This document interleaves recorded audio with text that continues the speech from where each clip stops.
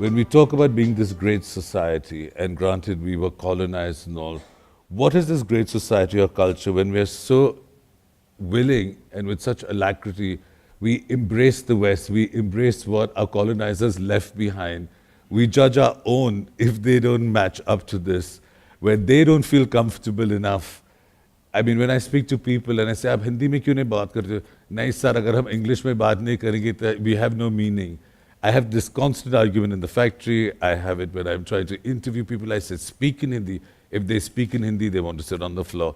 Only if they speak in English do they think they're good enough to sit.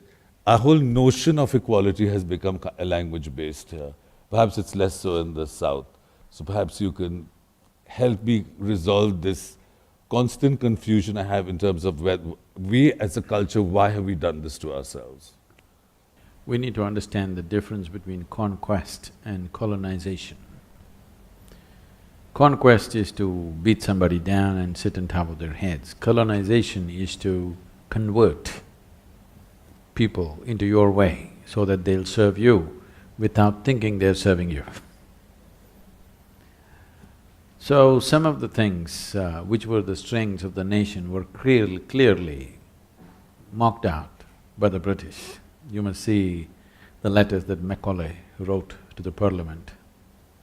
So he said, there are three things which makes India to be a place which is impossible to be conquered. One thing is its education system, another thing is its spiritual process, another thing is its family and cultural strength. If we don't weaken these three things, we will never conquer. Wherever they went, they had absolute success, 100% success.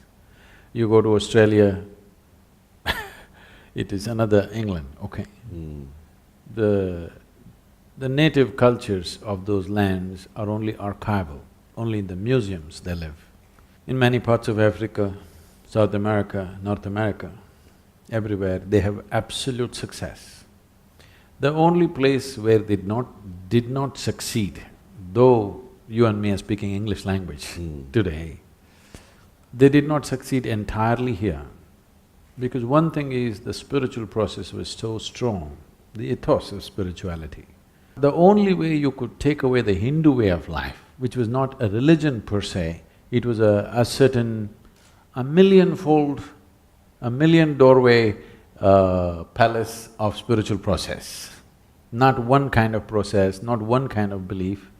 The only way you could kill this was to kill every human being that lived in this country. Because there was no one papacy, one focused place where all the knowledge is centered, it's just happening. Decentralized, completely decentralized. So it's because of this you still have some India left. That's the only reason. Otherwise in 250 to 300 years' time is a long enough time to subjugate people and change everything about them. It's a matter of 8 to 10 generations of people. Everything can be wiped out in 10 generations.